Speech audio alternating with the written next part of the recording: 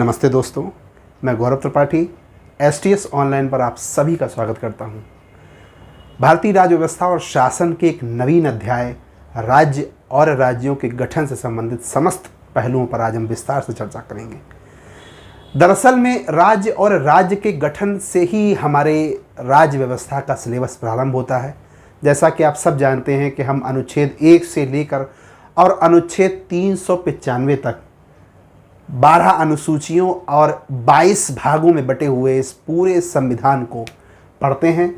तो राज्यों और राज्यों के गठन से अभिप्राय ही यह है कि हम पहले अनुच्छेद से, भाई आपने अगर पहला अनुच्छेद पढ़ा हो, यदि पहला भाग मेरे द्वारा आपको पढ़ाया गया, पहली अनुसूची आपने पढ़ी, तो सभी में आप पढ़ते हैं, पहला अनुच्छेद हो, पहला भाग हो या पहली अनुसूची हो, राज्यों का संघ, भारत संघ, यही सब चर्चाएं पहले अनुसूची, पहले भाग और पहले अनुच्छेद में होती हैं। तो ये जो आज का विषय है कि राज्य और राज्यों का गठन, इसमें आप एक तरीके से ये कह सकते हैं कि हम 1 से यानी नंबर 1 से अनुच्छेद को प्रारंभ कर रहे हैं, पहले भाग से हम प्रारंभ हो रहे हैं या पहली अनुसूची से हम आज राज्य व्यवस्था के अध्याय को, सिलेबस को प्रारंभ कर रहे हैं। तो जैसा कि मित्रों आप सभी जानते हैं कि 1947 में हम आज़ाद हुए। हम आज़ाद क्या हुए, बल्कि यह तो कहना अधूरा होगा, वास्तविकता में एक देश आज़ाद हुआ और एक देश नया बना, पाकिस्तान नया बना और हम आज़ाद हुए। अंग्रेजी हथकंडों से हम आज़ाद हो गए 1947 को। लेकिन सिर्फ आज़ादी तक ही स्थितियाँ सीमित नहीं थीं। कुछ ऐसी विपरीत परिस्थितियाँ उस वक्त थीं, जब आप इतिहास को पढ़ेंगे तो बहुत विस्तार से ये सब पढ़ेंगे, लेकिन यहाँ पर जितना आपके लिए समझना आवश्यक है वो मेरे द्वारा आज आपको बताया जाएगा। देसी रियासतें आपने पढ़ी, बहुत सारी देसी रियासतें थीं। जब आपको संविधान सभा मैंने पढ़ाया तो वहाँ पर मैंने आपको बताया कि देसी रियासतों के लिए अलग से संविधान सभा में जगहें निर्धारित की गई थीं। तो देसी रियासतें कुल 552 थीं उस वक्त जब हमारा देश आज़ाद हुआ 15 अगस्त 1947 को। तो कुल 552 देसी रियासतें थीं, जिनमें से 549 देसी रियासतों ने भारत में आने का निर्णय किया। भाई उस वक्त 3 प्रकार के निर्णय थे जो देसी रियासतों के लिए स्वतंत्र थे, या तो वह भारत में शामिल हो, या वह पाकिस्तान में शामिल हो, या स्वयं को स्वतंत्र रखें। तो कुल 552 देसी रियासतों में 549 देसी रियासतों ने भारत में शामिल होने का निर्णय किया, जबकि 3 देसी रियासतों ने कुछ क्रिटिकल कंडीशंस पैदा की। आप में से बहुत से बच्चे उनके नाम जानते हैं, हैदराबाद, कश्मीर और तीसरा किसका नाम है, जूनागढ़। हैदराबाद, जूनागढ़ और कश्मीर, ये 3 वो देसी रियासतें थीं जिन्होंने स्वेच्छा से उस वक्त, किस वक्त, 15 अगस्त 1947 को भारत में शामिल होने से मना किया।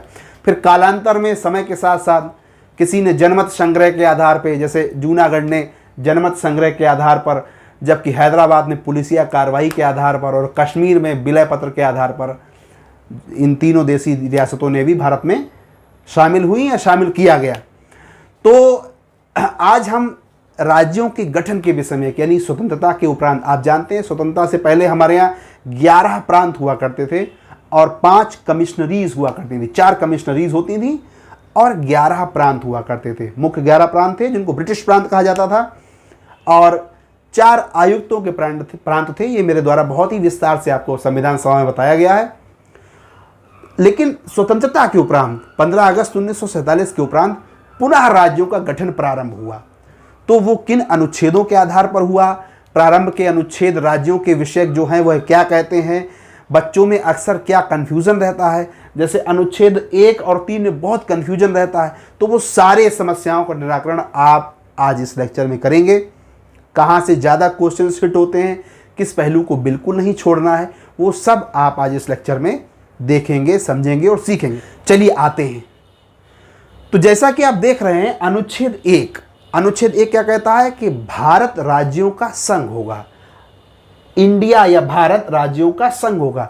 तो यहाँ जो राज्यों का संघ होगा से क्या तात्पर्य है, राज्यों का संघ से तात्पर्य यह है कि राज्यों की कोई स्वयं में आइडेंटिटी नहीं होगी।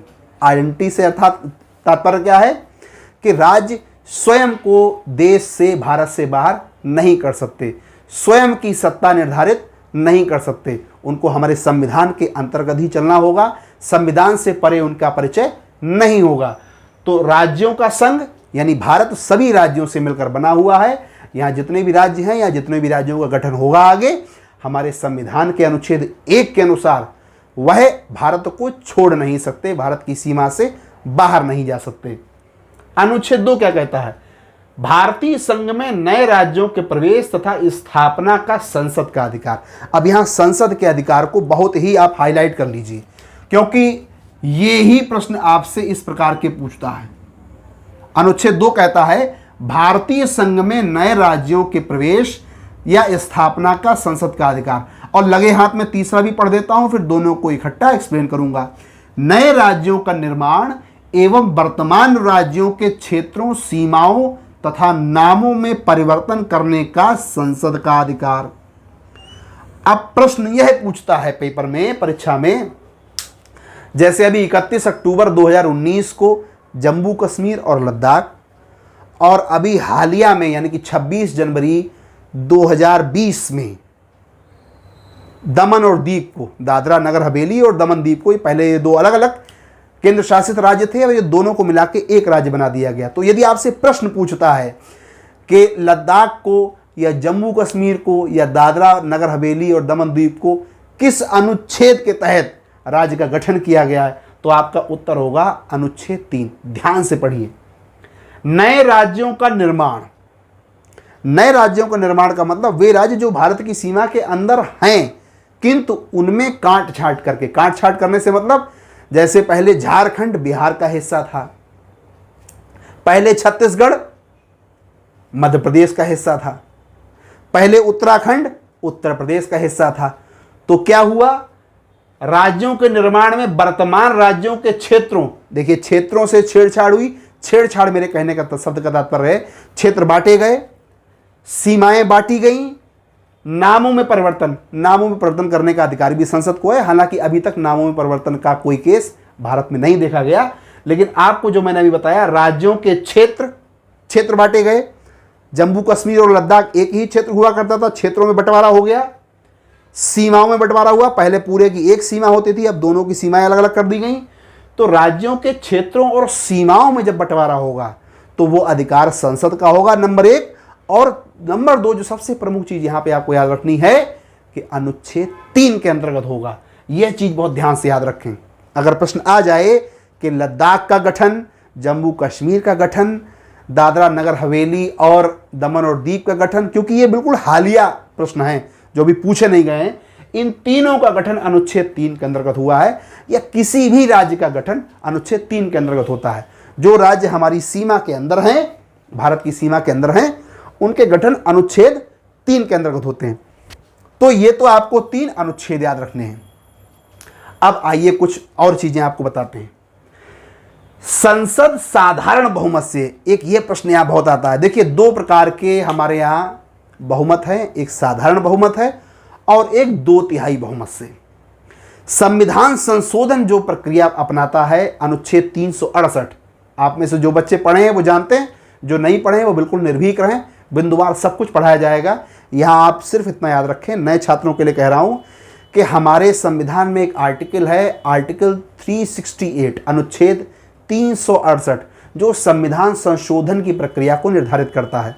तो यहां पर यह याद रखना आवश्यक है कि अनुच्छेद 3 के तहत या अनुच्छेद 2 के तहत, विशेषता अनुच्छेद 3 के तहत, अगर नए राज्यों का गठन सरकार करती है, सरकार अर्थात संसद करती है, तो वो साधारण बहुमत से होगा, अर्थात अनुच्छेद 378 वहां पे लागू नहीं होगा, साधारण बहुमत से होगा, ना कि 2/3 बहुमत से होगा।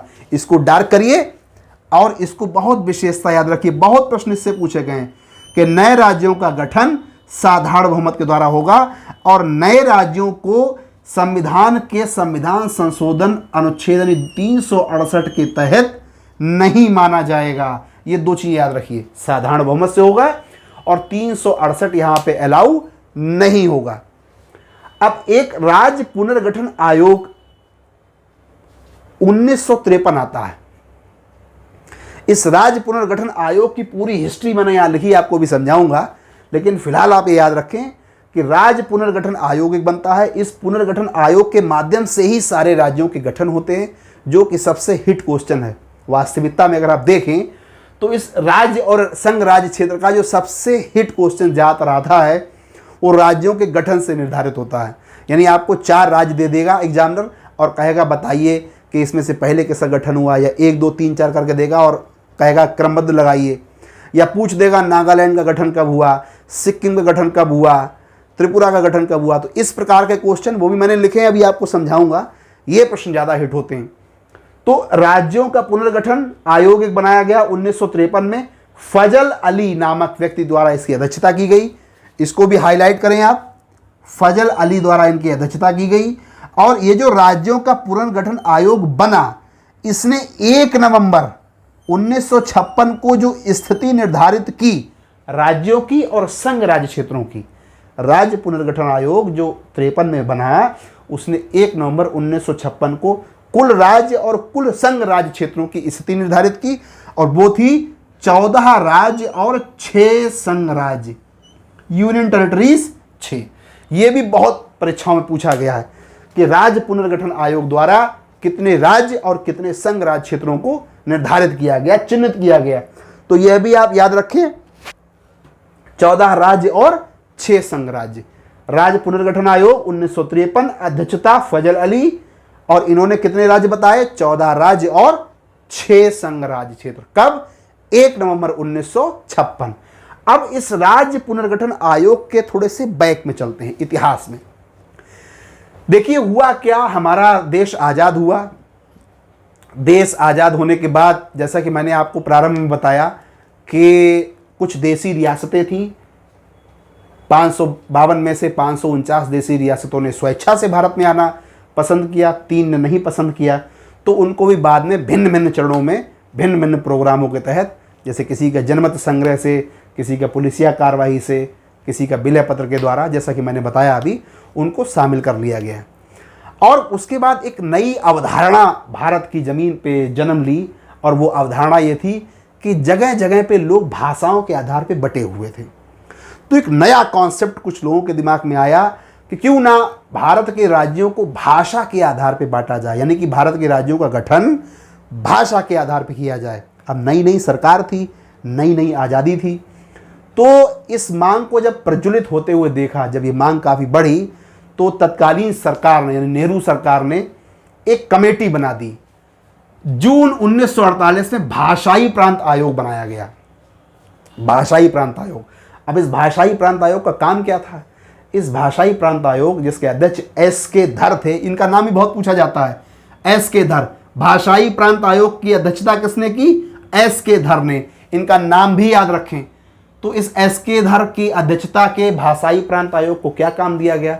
इनका काम यह था, इनको यह देखना था क्या वास्तव में राज्यों का गठन भाषाई प्रांत पर होना उचित है। इन्होंने अपनी अनुशंसाएं प्रस्तुत की। जून में यह कमेटी बनाई गई और दिसंबर में ही, यानी लगभग 6 महीने बाद भी, इन्होंने अपनी अनुशंसाएं प्रस्तुत कर दी। और इन्होंने अपनी अनुशंसाओं में यह कहा, ध्यान दीजिए, इन्होंने अपनी अनुशंसाओं में, किन्होंने? भाषाई प्रांत आयोग ने S.K. धर की अध्यक्षता में यह कहा कि राज्यों का पुनर्गठन भाषाई आधार पर उचित नहीं है, जबकि यह प्रशासनिक आवश्यकताओं के या प्रशासनिक दायित्वों के आधार पर होना चाहिए। जिसके पास जितनी प्रशासनिक सुविधाएं हैं, प्रशासनिक दायित्व जिसके जितने हैं, उस आधार पर राज्यों का पुनर्गठन होना चाहिए। ये अनुशंसाएं दी जून 1948 में गठित भाषाई प्रांत आयोग ने। कब दी? दिसंबर 1948 में अपनी रिपोर्ट प्रस्तुत की। वही रिपोर्ट प्रस्तुत की जो मैंने आपको भी बताया। उसी टाइम, यानी ठीक दिसंबर 1948 में ही एक JVP कमेटी बनाई गई। अब ये कमेटी क्यों बनाई गई? सरकार ने पहले भाषाई प्रांत आयोग को बनाया, और भाषाई प्रांत आयोग ने अपनी अनुशंसाएं दी कि भैया भाषा के आधार पे प्रांतों का गठन ठीक नहीं है, और प्रशासनिक सुविधाओं के आधार पे आप प्रांतों का गठन करिए। जिसके पास जितनी प्रशासनिक सुविधाएं हो, वैसे उसको गठन कर दीजिए। भाषाओं के आधार पे ठीक नहीं है। तो भाषाई प्रांत आयोग की अनुशंसाओं की जांच करने के लिए, ध्यान दीजिए, भाषाई प्रांत आयोग की अनुशंसाओं की जांच करने के लिए JVP कमेटी बनाई गई। और उस JVP कमेटी का काम क्या था? JVP कमेटी ने कोई नया काम नहीं किया, जबकि भाषाई प्रांत आयोग की अनुशंसाओं की जांच करने का काम किया। अब इस JVP कमेटी से बहुत क्वेश्चन आते हैं। पहला तो यह आता है, इसका गठन कब हुआ? याद रखिए, दिसंबर 1948। दूसरा आता है जेवीपी कमेटी में कौन नहीं था? तो आपको नाम याद होनी चाहिए, हालांकि बहुत आसान है। जे से जवाहरलाल नेहरू, बी से वल्लभ भाई पटेल और पी से पट्टावी सीतारमैया। ये वही पट्टावी सीतारमैया है जिनसे लफड़ा हुआ था सुभाष चंद्र बोस का 1939 के कांग्रेस अधिवेशन में। या विस्तार से आप जब कांग्रेस के अधिवेशन और आधुनिक भारत का इतिहास पढ़ेंगे तो जानेंगे। तो जवाहरलाल नेहरू, पट्टाभी सीतारमैया और वल्लभ भाई पटेल, ये 3 लोग शामिल थे जेवीपी कमेटी में। इन्होंने भाषाई प्रांत आयोग एस.के. की कमेटी की जांच की और इन्होंने भी वही पाया। इन्होंने पाया कि हाँ, इस कमेटी ने यानी भाषाई प्रांत आयोग ने अनुशंसाएं जो प्रस्तुत की कि भाषा के आधार पर राज्यों का गठन ठीक नहीं है, प्रशासनिक सुविधाओं के आधार पर होना चाहिए, ये बिल्कुल उचित है। इन्होंने भी अपनी रिपोर्ट प्रस्तुत की अप्रैल 1949 को। रिपोर्ट में वही अनुशंसाएं रखी जो भाषाई प्रांत आयोग ने रखी थी। अभी तक खेल सब सही चल रहा था।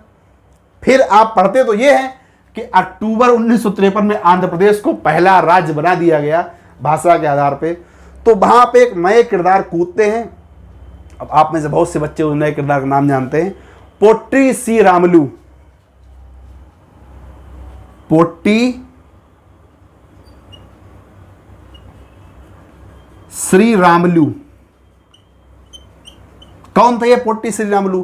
पोट्टी श्री रामलू एक सामाजिक कार्यकर्ता रहे होंगे उस वक्त के, और इन्होंने क्या किया, इन्होंने भूख हड़ताल कर दी। बहुत आंदोलन, बहुत अनशन चल रहे थे कि भाषाई आधार पर राज्यों का गठन होना चाहिए। जब भाषाई प्रांत आयोग ने अपनी अनुशंसाएं दी और उसमें यह कहा कि नहीं, भाषा के आधार पर राज्यों का गठन उचित नहीं है, तो ये आंदोलन और बढ़ गए। ऐसी स्थिति में पोट्टी श्री रामलू नाम के एक व्यक्ति ने अनशन किया और 56 दिन के अनशन के उपरांत इनकी मृत्यु हो गई। इनकी मृत्यु होना ही बहुत बड़ा एक टर्निंग पॉइंट था। जैसे ही इनकी मृत्यु होती है, अक्टूबर 1953 में भाषा के आधार पर सबसे पहला प्रांत आंध्र प्रदेश को बना दिया जाता है। ना तो सरकार की मंशा थी भाषा के प्रांत बनाने की, ना ही भाषाई प्रांत आयोग की मंशा थी, लेकिन क्योंकि पोट्टी श्री रामलू साहब की मृत्यु हो जाती है 56 दिन के भूख हड़ताल के बाद, तो आंध्र प्रदेश सबसे पहला भाषाई प्रांत बनता है। आप यहां लिख भी सकते हैं, भाषा के आधार पे, भाषा के आधार पे पहला प्रांत आंध्र प्रदेश बना था। तो अब आपने राज्य पुनर्गठन आयोग को समझा। राज्य पुनर्गठन आयोग 1953 में बनता है। फजल अली इसके अध्यक्ष थे। इसके बाद आपने समझा कि कैसे भाषाई आधार पर आंध्र प्रदेश का गठन होता है, क्या रूपरेखा रहती है, क्या उसका इतिहास रहता है। इस जेवीपी कमेटी को बहुत अच्छे से पढ़ें, काफ़ी प्रश्न यहाँ से आते हैं। पोट्टी श्री रामलू की मृत्यु 56 दिन के उपरांत हुई थी, भाषाई प्रांत बनाने के संदर्भ में हुई थी। नाम याद रखें, नोट करें। अब आइए सबसे मेन पोर्शन पे, जहां से सबसे ज़्यादा क्वेश्चन हिट होते हैं। राज्य और राज्य संघ से, संघ राज्य क्षेत्र से सबसे ज़्यादा क्वेश्चन जहां से हिट होते हैं वो ये पोर्शन है। ये पोर्शन क्या है?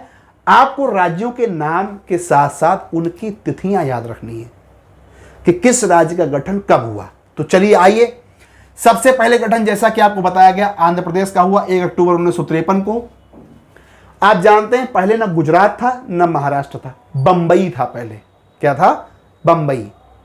बंबई को 2 हिस्सों में तोड़ दिया गया, गुजरात और महाराष्ट्र। कब तोड़ा गया? 1 मई 1960 को। बहुत अच्छे से याद रखें, 1 मई 1960 को गुजरात और महाराष्ट्र दोनों का ही गठन हुआ। देखिए, जो पेयरिंग वाले हैं उनको पेयर बना के याद करिए। गुजरात और महाराष्ट्र 1 मई 1960, नागालैंड 1 दिसंबर 1963। देखिए, अगर तिथि नहीं भी याद है, तिथि यदि नहीं याद हो रही है तो सन अवश्य याद हो, क्योंकि अब करता क्या है, एग्जामिनर आपको एक भी नहीं देगा, नागालैंड नहीं देगा, आपको देगा नागालैंड, हरियाणा, गुजरात, मणिपुर। कहेगा लाइन से सजा दो इसे, इसको लाइन से सजा दीजिए, यानी 1 2 3 4 लाइन से देगा और कहेगा इसको सजा दीजिए, कौन सा पहले कौन सा बाद में। इस प्रकार के क्वेश्चन आते हैं। तो तिथि यदि एक बार को भूल भी जाए, स्मरण ना भी रहे, लेकिन ये सन कदापि ना भूलें, ये बिल्कुल भी ना भूलें। तो नागालैंड 1 दिसंबर 1963, हरियाणा 1 नवंबर 1966, हिमाचल प्रदेश 25 जनवरी 1971। अब देखिए, उत्तर पूर्व भारत के 3 राज्य एक साथ याद रखने हैं, मेघालय, मणिपुर, त्रिपुरा। मेघालय, मणिपुर, त्रिपुरा। तीनों ही समान तिथि पर हैं, 21 जनवरी 1972, 21 जनवरी 1972, इन तीनों की तिथियां समान हैं, एक साथ याद करें। सिक्किम बहुत पूछा गया है ये, 16 मई 1975। फिर दो राज्य आ जाते हैं आपके उत्तर पूर्व भारत के, मिजोरम और अरुणाचल प्रदेश, इनको भी एक साथ याद करें, 20 फरवरी 1987। 20 फरवरी 1987 के ठीक 10 दिन बाद 30 फरवरी 1987 को गोवा का गठन होता है। और उसके बाद ये जो तीन राज्य हैं ये खूब थोक के भाव पूछे गए हैं, एक छत्तीसगढ़, एक उत्तराखंड और एक झारखंड। छत्तीसगढ़ 1 नवंबर 2000, उत्तराखंड 9 नवंबर 2000 और झारखंड 15 नवंबर 2000। ये तीन विशेष रूप से याद रखें, बहुत पूछे गए हैं ये। तेलंगाना 2 जून 2014। अब आइए उन राज्यों के बारे में जो अनुच्छेद 3 के तहत, ध्यान से सुनिए, अनुच्छेद 3 के तहत इन सारे राज्यों का गठन हुआ जो आपने अभी पढ़ा, लेकिन 3 नए राज्य बन गए।